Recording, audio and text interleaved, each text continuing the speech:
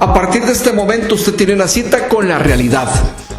Todos los jueves a las 6 de la tarde por su canal preferido. Usted disfruta el análisis de los temas más importantes que suceden en nuestro país, en el campo político, económico, social y cultural, en la compañía de nuestros invitados. Bienvenidos.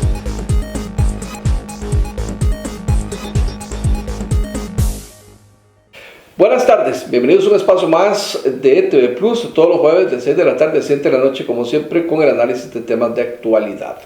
Hoy vamos a hablarles de Colombia, de política internacional. Por primera vez en la historia de la hermana República de Colombia, un político de izquierda gana las elecciones en este hermano país. ¿Por qué? ¿A qué se debe esa situación? ¿Quién es el nuevo presidente de Colombia, Gustavo Petro?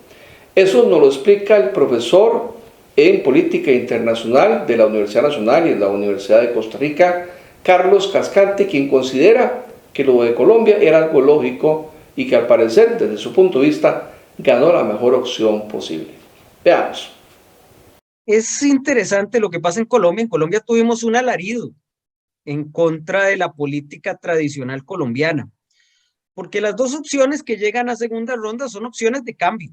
Son opciones de romper con la política tradicional en Colombia. Y ya a lo largo de los últimos 20 años se estaba gestando candidaturas que se oponían a la tradicional política interna de Colombia. En el marco de un país con un 40% de pobreza, donde un 1% de las fincas reúne el 81% de la tierra cultivable y productiva en Colombia, donde las dos regiones más pobres del continente están en Colombia. Entonces es un país cruzado por unas terribles diferencias sociales. Gana Petro porque entre las dos opciones, Petro era la opción más seria.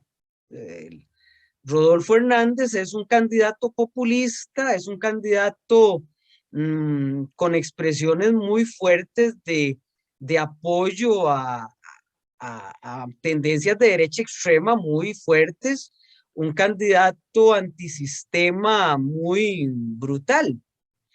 Petro, si bien tiene un pasado en la guerrilla, no perteneció a las FARC o al Ejército de Liberación Nacional. Petro perteneció al M-19. El M-19 decide dejar las armas a principios de la década de los 90.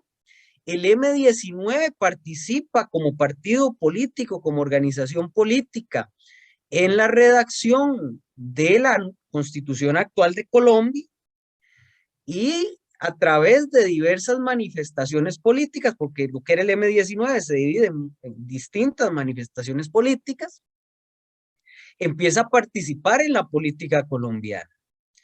Petro fue alcalde de Bogotá en el 2011, una alcaldía muy polémica, muy polémica por algunas políticas de Petro en torno a recolección de basura, en torno a algunos planes sociales, y que todavía se recuerda en algunas partes de Bogotá como un fracaso. Petro tuvo que salir de la alcaldía de Bogotá, pero fue restituido.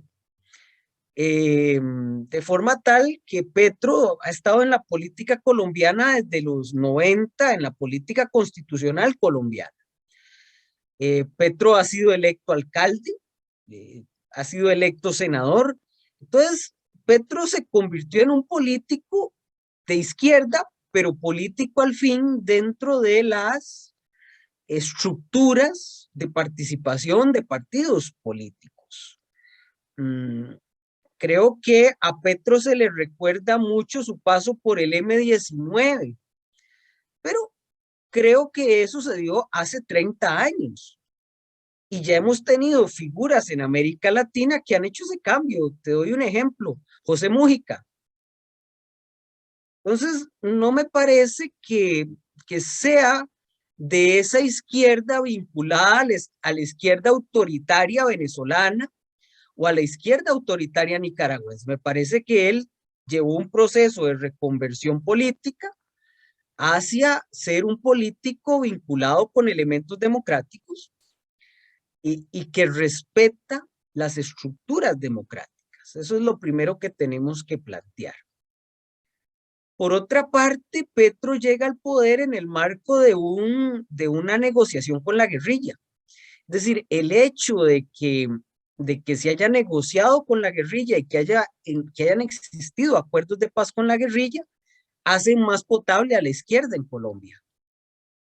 Con la guerrilla de las FARC, al menos. Hay otra, el Ejército de Liberación Nacional todavía está en pie de guerra, pero muy debilitado y muy disminuido. Tenemos también que plantear que Petro llega al poder en el momento en que la derecha en Colombia, liderada desde hace 20 años por Álvaro Uribe Vélez, sufre la pandemia, sufre enormes levantamientos sociales contra las políticas del gobierno, que fueron políticas impositivas, que se consideraban impositivas únicamente para las clases bajas y no para las clases altas, y que generaron un enorme levantamiento popular. Entonces, esos elementos de historia, de estructura, hacen que la figura de Álvaro Uribe pierda fuelle, además de que fue cruzado por enormes denuncias de corrupción durante su gobierno y los gobiernos que han sido riñón de Álvaro Uribe, y eso le permite a Petro ganar, pero no ganar fácil. Es decir, Petro en segunda ronda gana por un porcentaje que demuestra que el país está dividido, y precisamente que el país esté dividido, que el país responda a ese clivaje electoral, pues hace pensar que también eso va a ser un mecanismo de control para aquellos que piensan que Petro va a llevar una política extrema al estilo Maduro o al estilo Chávez o al estilo Daniel Ortega. Colombia, aparte de ser un país hermano de Costa Rica, es un país vecino con el que compartimos mares y es un socio en la lucha contra el narcotráfico.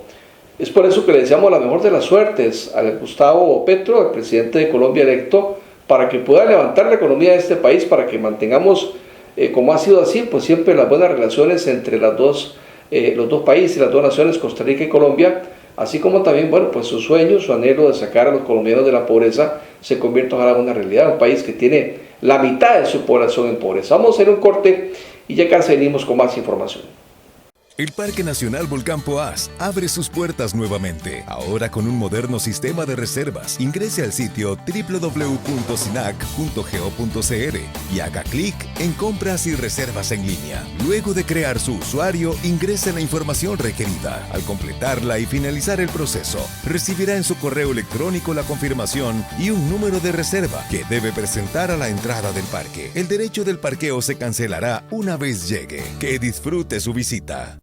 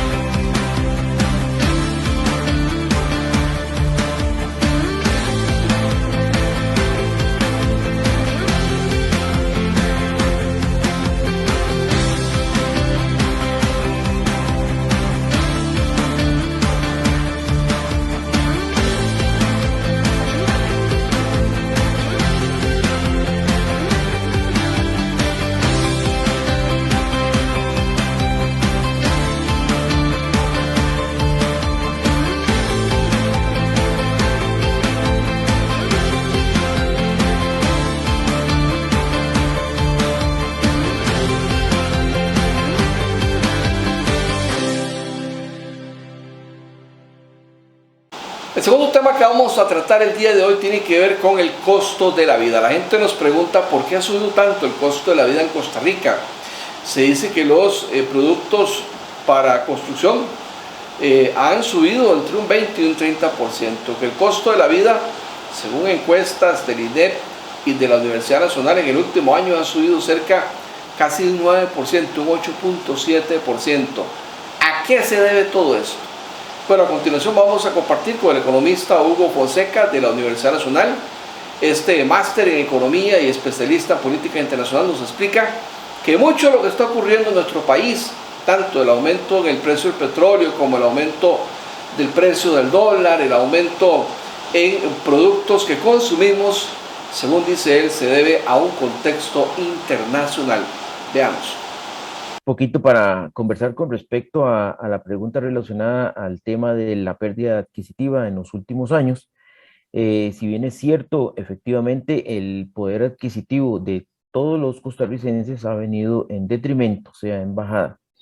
Es decir, que por cada colón que nosotros nos ganemos, pues estamos consumiendo o poder tener la disposición de consumir cada vez menos bienes y servicios. Principalmente en los últimos años, según un estudio de la Universidad Nacional, a la cual represento, nos damos cuenta que sí, efectivamente, se ha venido decayendo el poder adquisitivo. Uno de los datos más importantes es que, por ejemplo, entre enero del 2020 a marzo del 2022, hemos tenido una pérdida del 8% en los salarios, o en el poder adquisitivo. ¿Eso qué quiere decir? Que si nosotros comprábamos con 100 colones A, B y C cosas, hoy, 2 años después, 2 años y un poquito después, compramos apenas 8 cosas. Entonces, ese efecto no se ha visto retribuido en el alza en los salarios. Principalmente podríamos pensar que por el lado del sector privado, uno podría pensar que sí, efectivamente estaría más o menos cercano a decir que se ha mantenido ese poder adquisitivo con los incrementos salariales que se han podido venir, por lo menos en teoría, ¿verdad? Indicando conforme pasan los años. Pero no es así en el sector público. Entonces, ¿qué pasa con esto? Que hay un concepto no solamente económico, que es la pérdida de poder adquisitivo por la inflación que se ha venido dando y también por los movimientos abruptos, principalmente en los últimos meses, del tipo de cambio que ha permitido una inflación y un detrimento en el tipo de cambio, haciendo presiones en el incremento en los precios. Recordemos que nosotros somos una economía muy abierta y dependemos de algunos productos y de precios indexados. En este caso, el tipo de cambio es uno de los más importantes, no así también el del precio del petróleo y demás.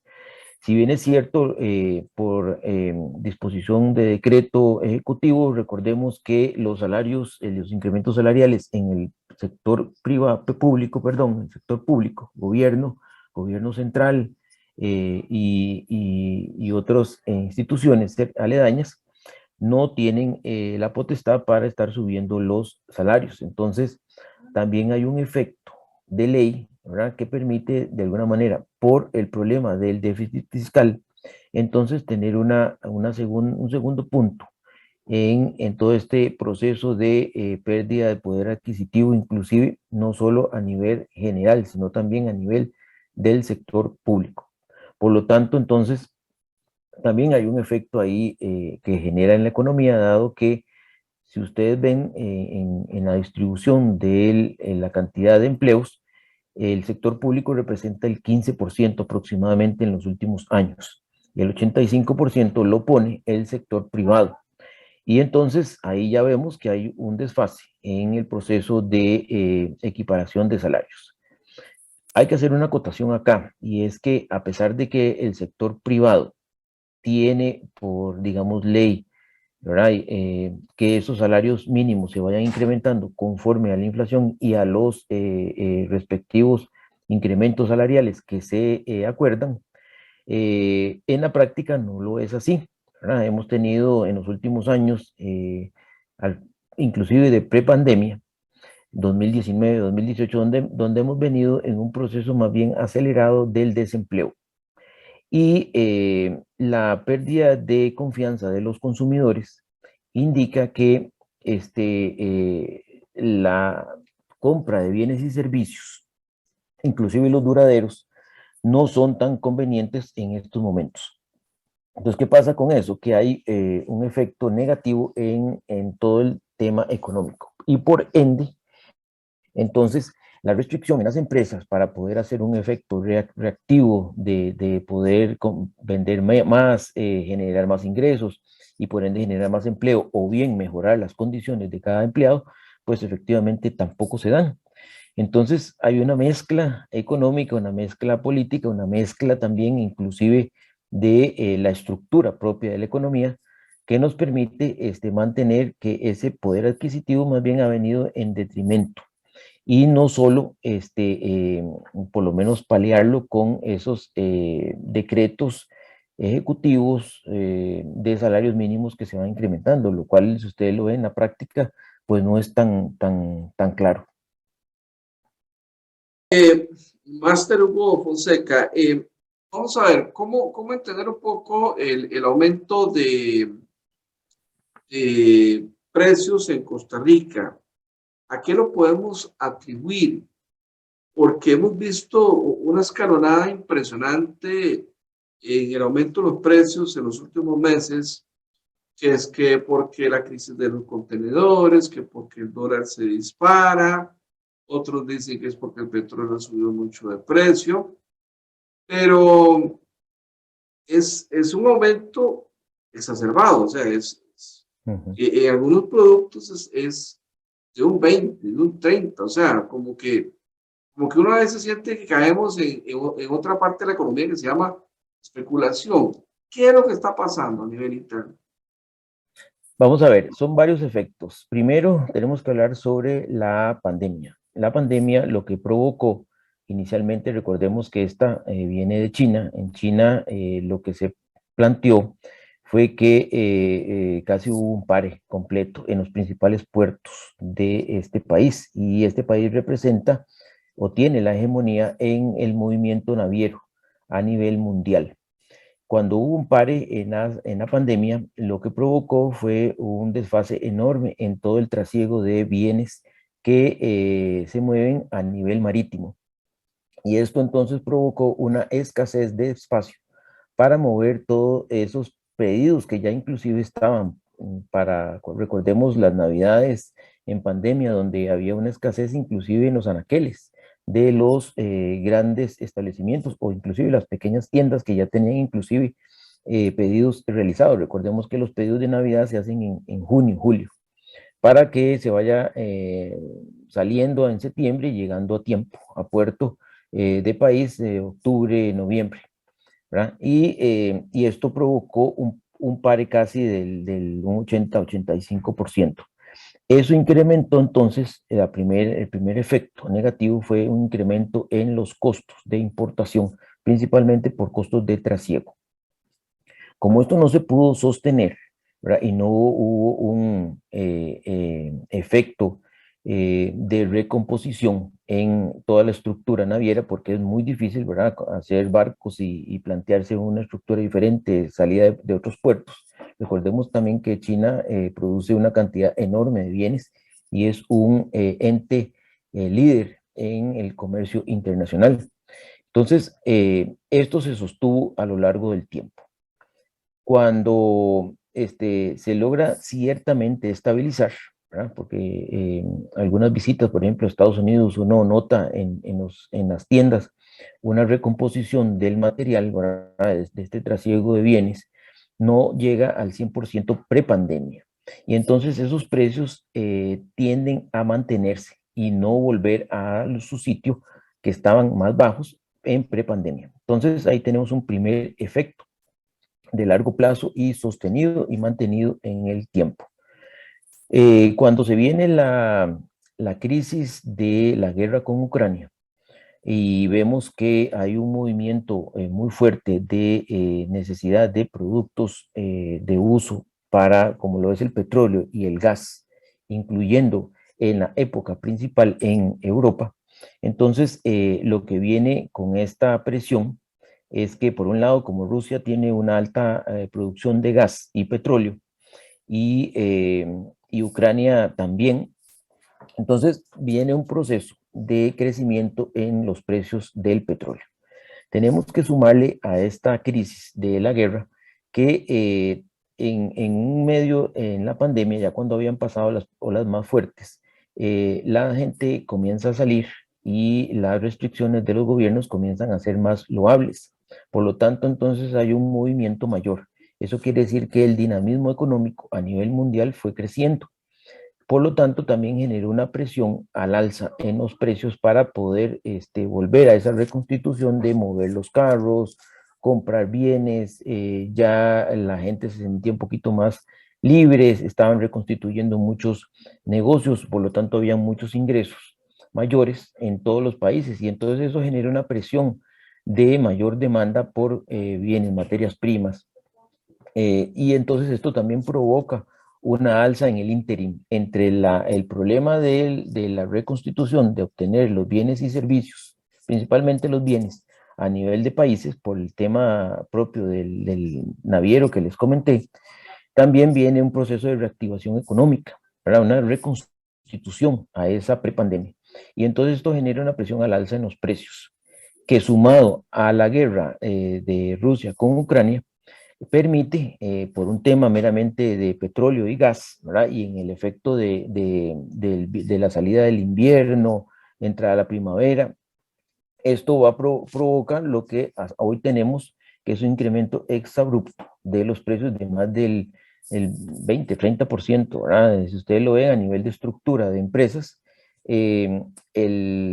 si empleamos la materia prima de gasolina, diésel y demás, esto ha tenido un incremento, y se los puedo decir con términos reales, de alrededor de un 15%, 20% en los productos que uno realiza, e inclusive en los mismos servicios.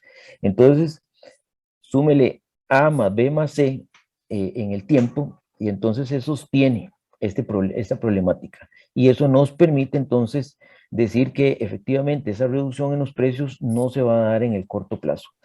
Tuvimos una baja en la gasolina de 44 colones en esta semana, pero eso no representa ni un 2% de todo este proceso de reducción. Entonces, estamos un poco complicados en este momento. Bueno, lo interesante y que hay que poner la barba en remojo de este tema del aumento de los precios en Costa Rica es que, tal y como ustedes acaban de escuchar por parte de este especialista, del profesor Hugo Fonseca, quien es académico de la Universidad Nacional, el asunto no se va a resolver pronto. Los precios no van a bajar en los próximos meses y no se estima que tampoco en el presente año y quizás ni en el otro. Esta crisis, esta inflación internacional llegó para quedarse por mediano a largo plazo. La agrava no solo la pandemia, sino también la invasión de Rusia a Ucrania y bueno, pues sin duda alguna, ¿por qué no decirlo? Tal vez alguna especulación que hay a nivel internacional, como por ejemplo la crisis de los containers, donde pues con el pretexto de los choferes, de los que manejan los containers, de que quieren un mayor salario, pues esto ha creado todo un aumento de los costos para traer productos del extranjero a nuestro país. Así que prepararse, a cuidar ese bolsillo, y como ustedes acaban de escuchar, no es un momento para comprar, para consumir, inclusive ni productos perecederos, ¿verdad? Inclusive ni bienes inmuebles. Vamos a ir a un consejo y ya casi continuamos con otro tema. El Parque Nacional Volcán Poás abre sus puertas nuevamente, ahora con un moderno sistema de reservas. Ingrese al sitio www.sinac.go.cr y haga clic en Compras y Reservas en línea. Luego de crear su usuario, ingrese la información requerida. Al completarla y finalizar el proceso, recibirá en su correo electrónico la confirmación y un número de reserva que debe presentar a la entrada del parque. El derecho del parqueo se cancelará una vez llegue. Que disfrute su visita.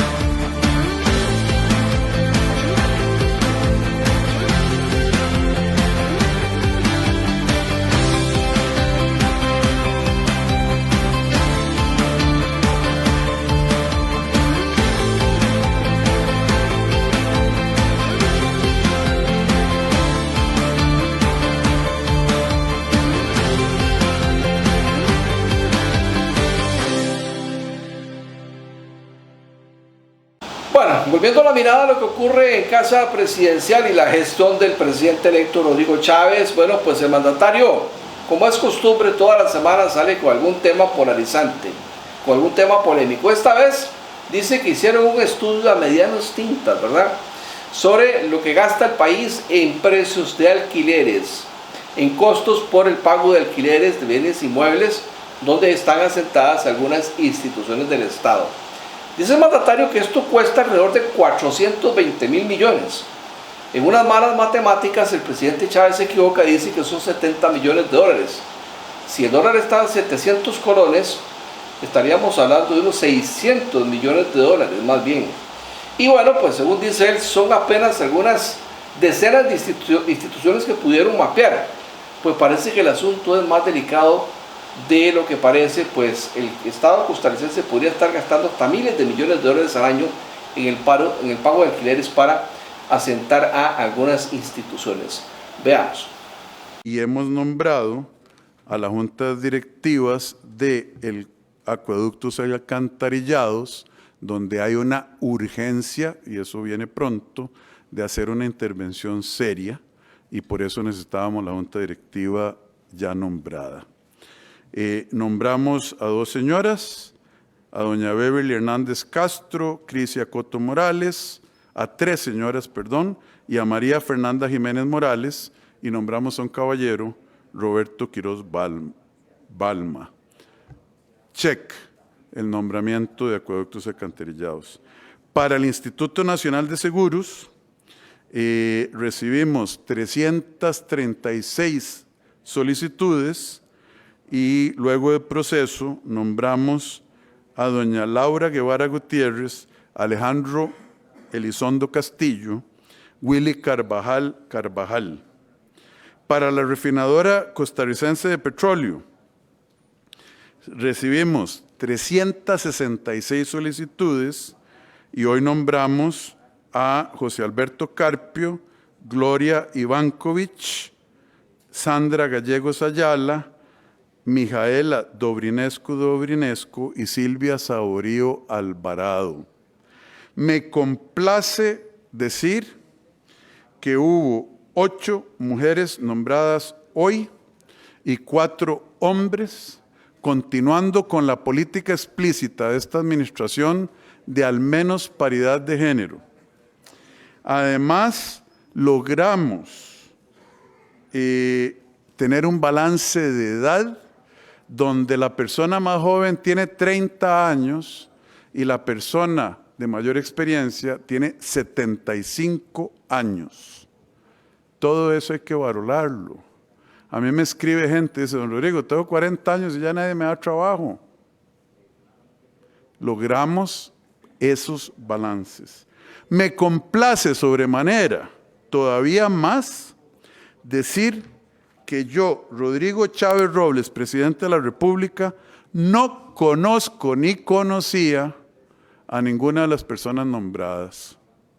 Esto es un ejercicio profesional, como merecen nuestras instituciones y francamente el pueblo de Costa Rica.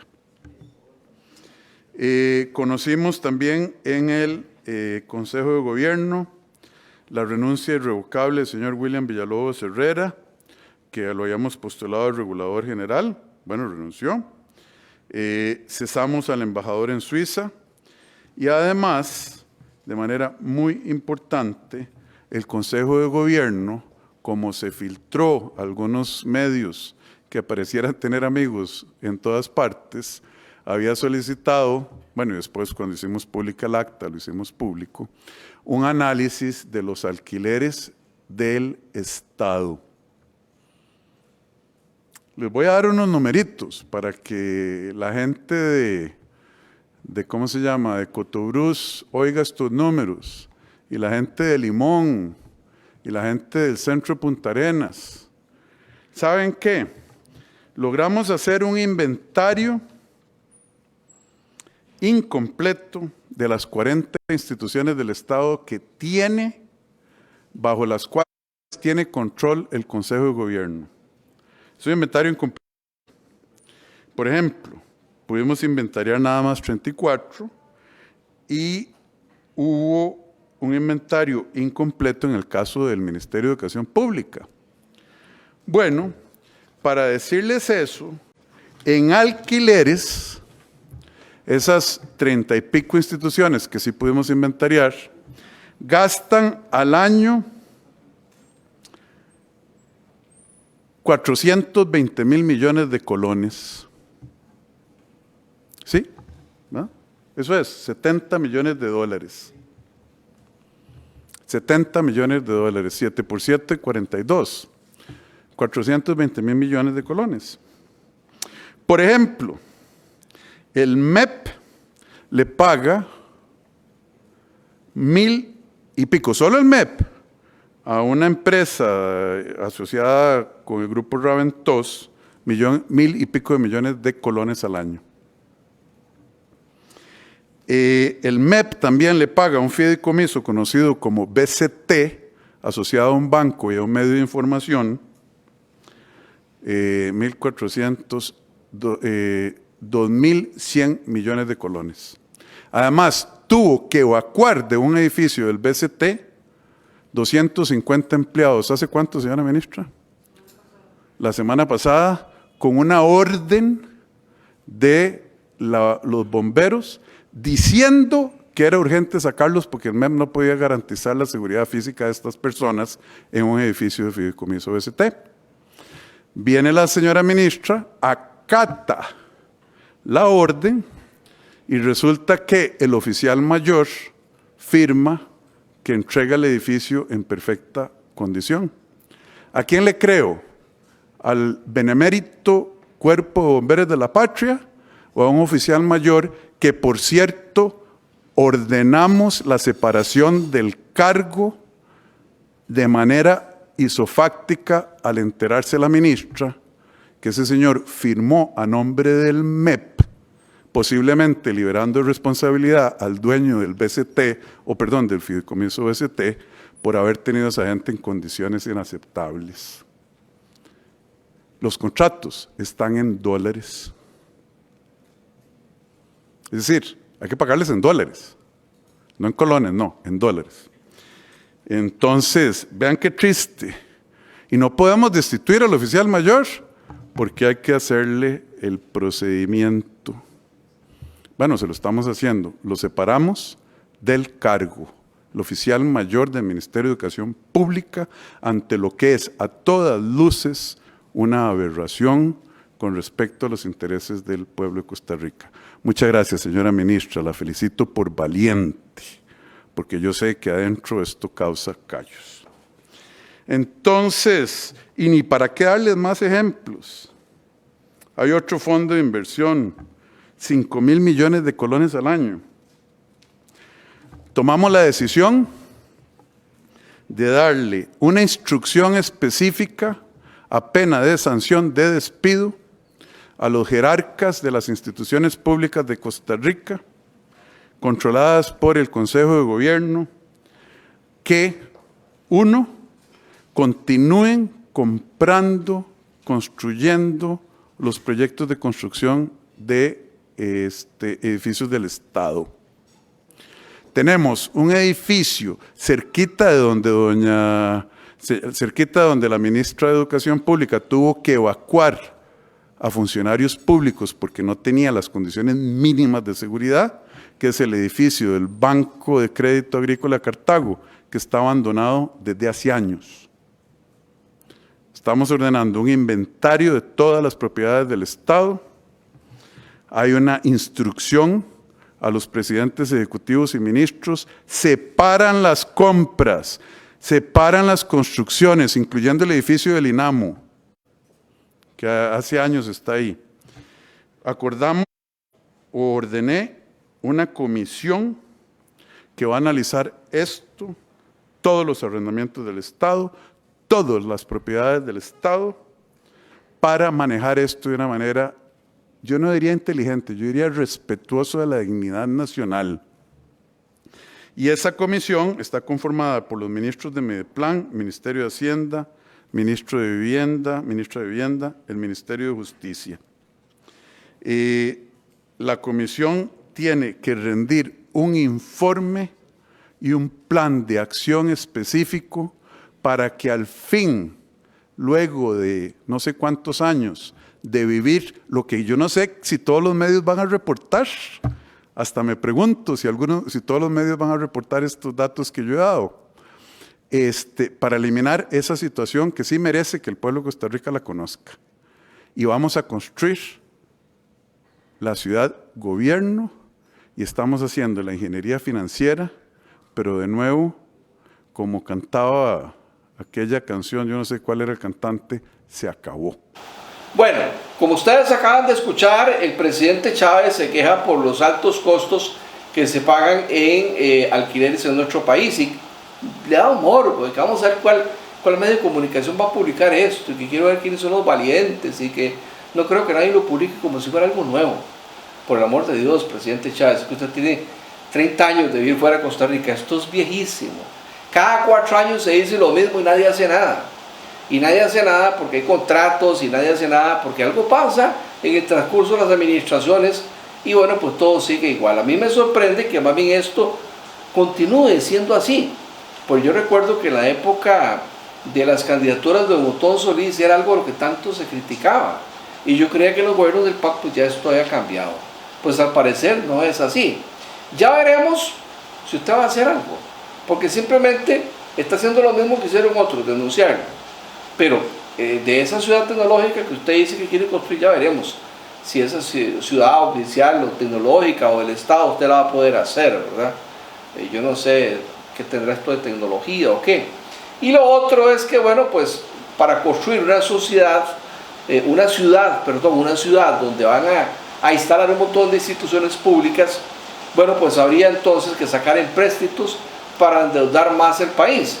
Entonces ya no estaríamos pagando montones de dinero en cuanto a alquileres a costarricenses, sino de intereses en el extranjero por quienes nos prestan la plata. O sea que pareciera que cualquier opción que tomemos, siempre el Estado va a estar en una situación muy complicada. Vamos a ir a un consejo y ya casi continuamos.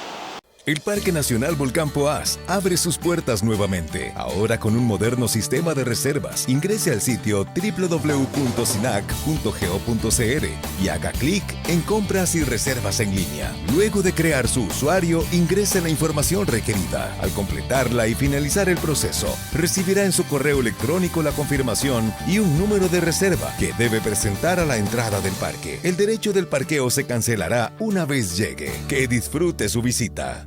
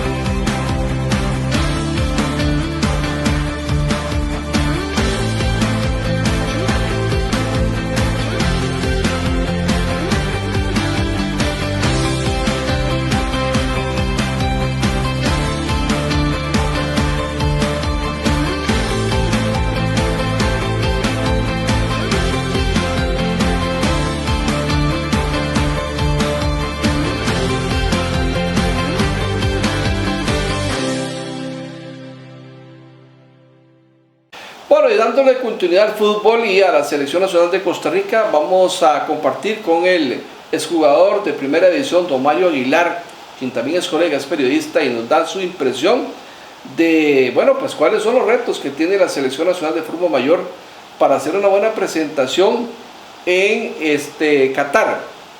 Le tocó un grupo durísimo, enfrentarse a España y Alemania es algo complicado. Y dice don Mario, advierte que, bueno, pues si Costa Rica no toma esto en serio y no se prepara bien, que en 5 veces lo es muy difícil poderse preparar bien, pues podríamos llevarnos desaires muy feos. En otras palabras, hasta goleadas. Veamos. Hasta hace un año no daban un 5 por esta selección.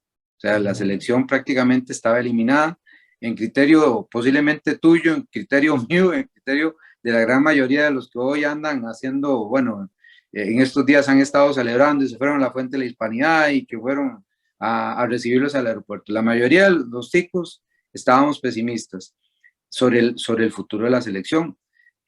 Lo logrado hasta aquí ya es ganancia, ¿verdad? ¿Por qué? Porque Costa Rica estaba prácticamente eliminada y al repechaje iba a ir Panamá. Eso era casi que definitivo. Pero lograron ir levantando el juego y a mí me ha gustado cosas de Suárez muchísimo pese a las críticas y es el ojo que él tiene para los jugadores.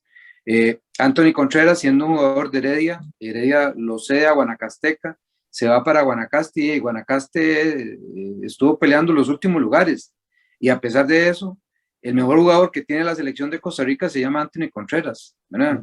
Al chiquillo Jefferson Bennett lo ve con un par de entrenamientos, fogueos creo que con la selección sub-17 o sub-20, no recuerdo exactamente, le pone el ojo y vea que es el que hace el pase gol. Entonces, ese ojo clínico que tiene este entrenador a mí me gusta muchísimo y me parece que eso va a favorecer mucho a la selección de aquí en adelante. Es más, yo creería que no necesariamente los jugadores que estuvieron en el repechaje tienen cupo asegurado, no todos, ¿verdad? Obviamente Keylor Navas sí, Celso y Brian por lo que representan, por ahí hay algunos que parecen inamovibles en la alineación de Suárez, el caso de Campbell también por la experiencia que tiene, salvo que se llegara a lesionar, creo que va a estar en eso.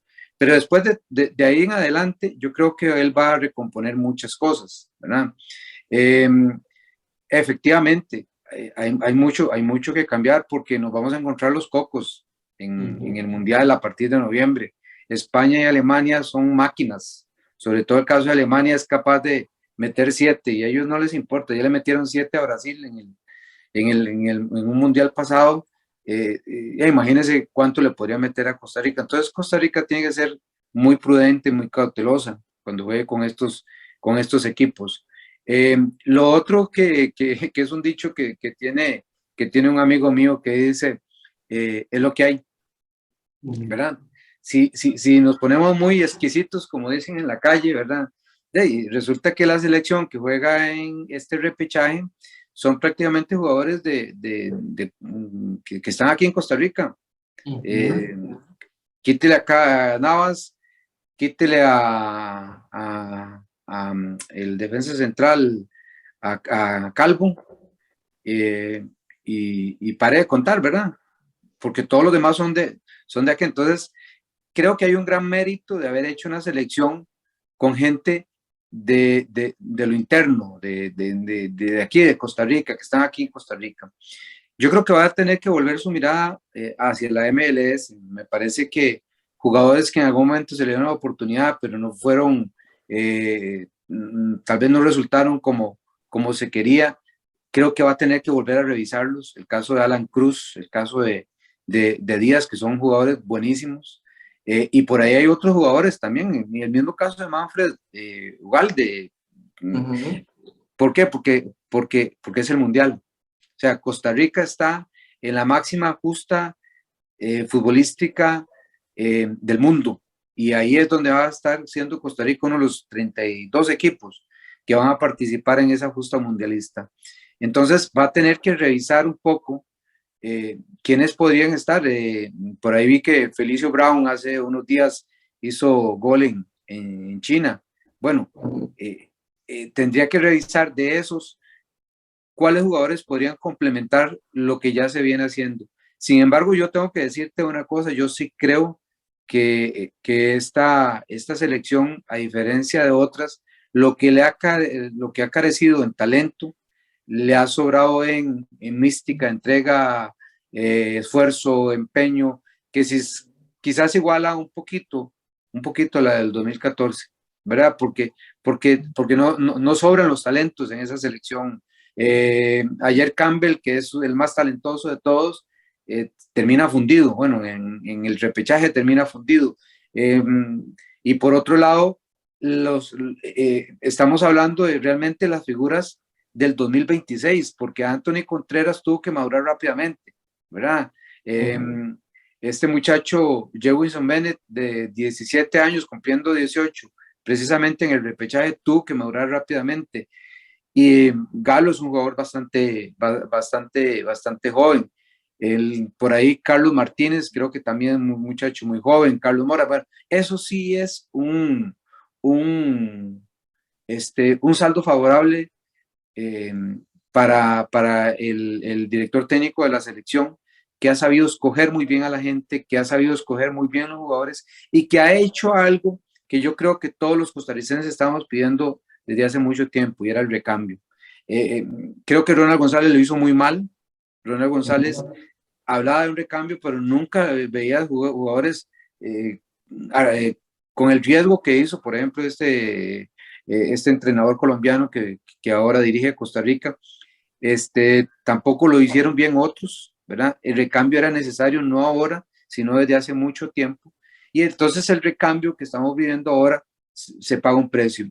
Yo, con todo lo que pueda avanzar en la selección de aquí a noviembre, diciembre, tengo muy pocas expectativas de que se pueda, por ejemplo, pasar a una siguiente ronda, pero lo logrado hasta aquí, ella es ganancia. Tal vez vos me podrías decir que conformista. No, es que lo que hay, ¿verdad? Ya no tenemos jugadores en la liga alemana, como ocurría con Junior Díaz. Brian Oviedo ya no está en Inglaterra. El único es Cristian Gamboa, que me parece que debería ser convocado a la selección. En la portería de momento, como vos decís, no hay mayores dificultades, porque ahí está Keylor, pero se lesiona.